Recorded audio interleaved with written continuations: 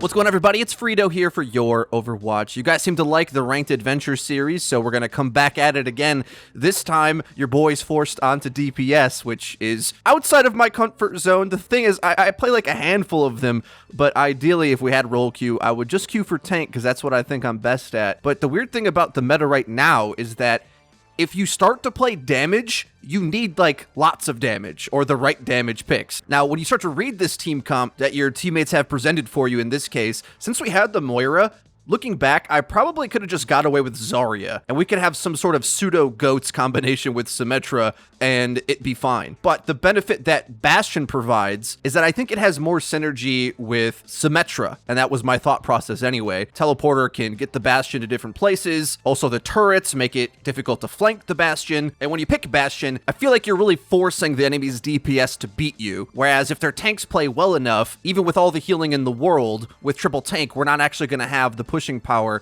to get out of the choke. And we're going to talk a lot about the different parts of the map because it's going to come up quite frequently on Rialto because it has very severe chokes and angles and ground at different stages of the map. And the first one coming up, my Bastion isn't great by any means, but as soon as I see this Hanzo flanking, somebody's got to deal with this. Otherwise, he's just going to counter our entire comp. So unfortunately, that means we're going to have less pressure on the front line, but they allow my flanking Hog to pincer him on the other side, and that cracks the whole defense open. Flanking Hog is going to be a main character in today's story, because at some points he pops off, and other points, going off on his own little mission is kind of putting the game on your back. That's the interesting thing with solo queue is that flanking is incredibly good, and it's required for you to make a carry impact on the game a lot of the time. When you go for those plays and fail, it's having the opposite effect. Especially since we're playing with Orisa, you like to see the Hog try to sync with the Orisa pulls as much as possible rather than go off and flank. It sort of defeats the purpose of having the Orisa at that point. But it does allow for these gaps, like what happens here at this Streets fight, because he's off on top, they're able to easily W onto us. And if you're in a flanking position like that and you don't get a kill, then your team dies. It would have been better to stay with the heart of the team, putting more firepower at the main fight rather than going on an off angle. So they switched to hardcore counter the Bastion, and I'm like, okay, fine. The shenanigans are over. Time to go for a pick that synergizes with my comp and also counters theirs. We have the Mercy already, so I go for Pharah. And at different points of this gameplay, we're going to see classic FREEDO derp out moments. I know he's got Earth Shatter. I'm calling that he has it in the corner, yet somehow I'm not flying high enough to dodge it. I get hammered down, and if I'm able to turn that corner and fly up in the sky, I probably get a kill or two there, which either swings the fight or relieves pressure on the next regroup fight. Because the problem with full wiping on this map is that you get in these situations where you need to take a fight just to get to the fight, if that makes sense. Because the map's so big, just crossing this bridge can be a nightmare as they start poking out, because they have ults to throw at us, long lines of snipe with their sniper Hanzo to kill our backline, and we end up just having to waste a ton of time just to try to attempt to get back over the bridge. This is what makes the pros play something like GOATs, because it's just so reliable that anytime you take point of contact, unless you're going to get booped off the bridge, well, you're going to survive, right, and get to the fight. So there's less wasted time in these mini fights in the lead up. Now, luckily here, we're getting one of our key ultimates up in time for it to be a rough fight for us.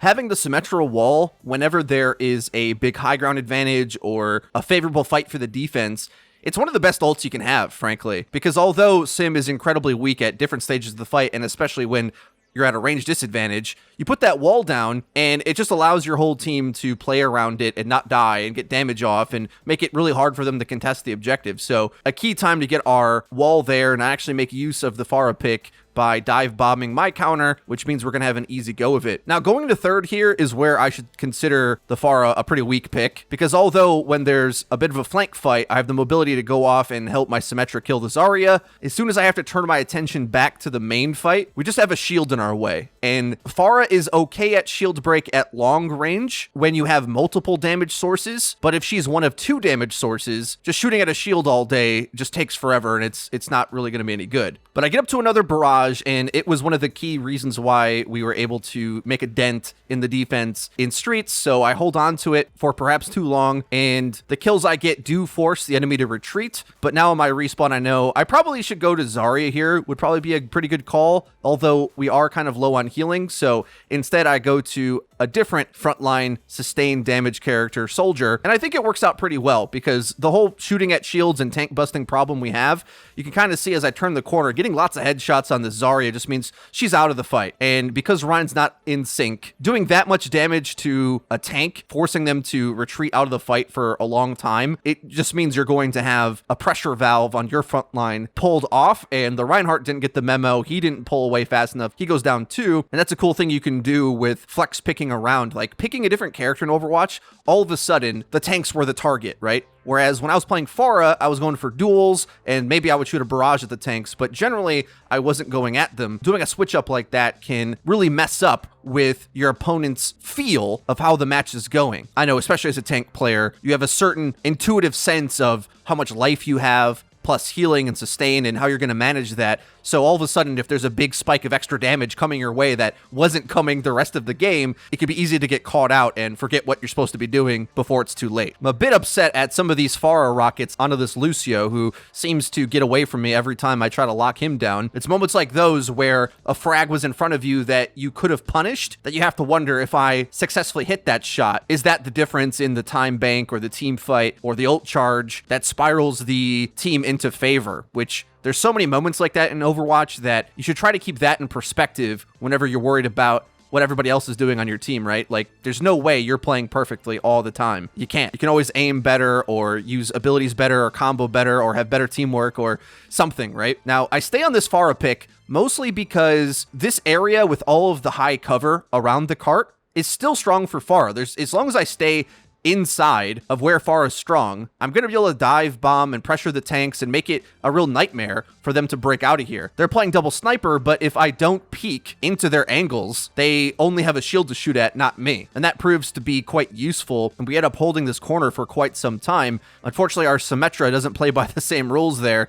and goes out on a peek that puts her down, and she's important because she's the majority of our frontline damage. Once she's gone, it's just me, and since I don't have much, I have to go off for squishy duels and win them, which I just don't get enough. I probably had to kill that Lucio too, again, too hard for me to hit, so it forces me to retreat and we're giving up space. Now we're getting to the point where Pharah is terrible, because we need bodies down there to go touch the point, and if we're touching the point, we don't have space to fight in the courtyard, so what do I shoot at? Where I'm at the same problem that they were just at, sort of a role reversal, where I really only can shoot at tanks freely, and they've got too much healing where I'm just not going to burst through them. So we're kind of doomed to lose this. I actually probably just had to go for a stupid aggro push outside and take a duel and win it, because we weren't going to have the firepower on the front line to win. The way the Orisa comp beats Ryan Zarya is that it keeps running away, and you can't run away if you have to contest the objective, so that's about it. I have to swap. Onto the FREEDO Genji now. Oh boy. Break glass if necessary. I only pull this out in ranked pretty much when the counters are perfect. They have double sniper, so Genji's good, but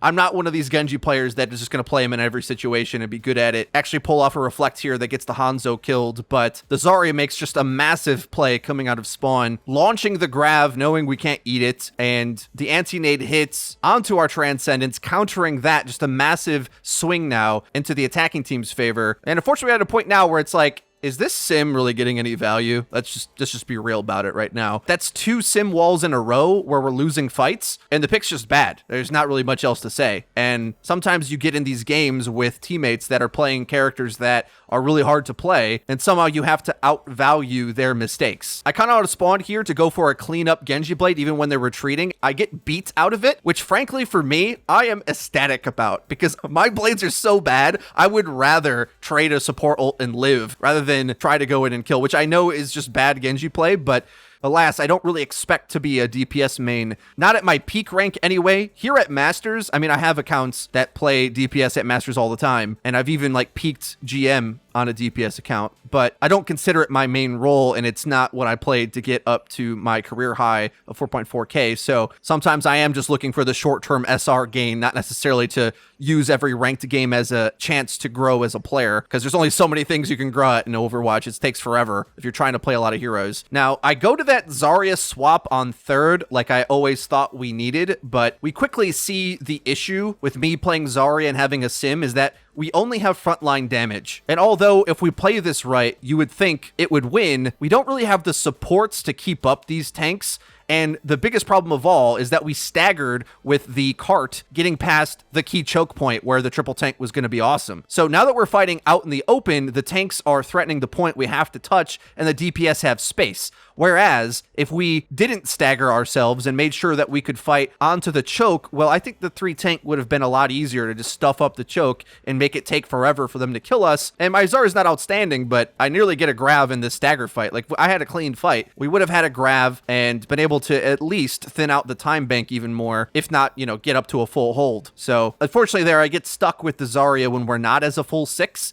Zarya is not a good character in scrappy fights when she doesn't have charge. Like, that's the worst time you want to be Zarya. In scrappy fights, Zarya's sick when she's at full charge, but working up to it, that's not ideal. Like, there's so many other characters I'd rather be in that situation. Like, I might as well even have gone back to spawn and picked like Doomfist or something, or Ball, because I needed something that would go off, get a pick, stall the point, and have health. That's the kind of pick I needed there, because we were always fighting at a disadvantage, so they were just going to out-heal my damage almost no matter what, unless I somehow flanked a squishy and picked him off. Now, at this point, the team's horrifically tilted. There's a lot of negativity in the comms.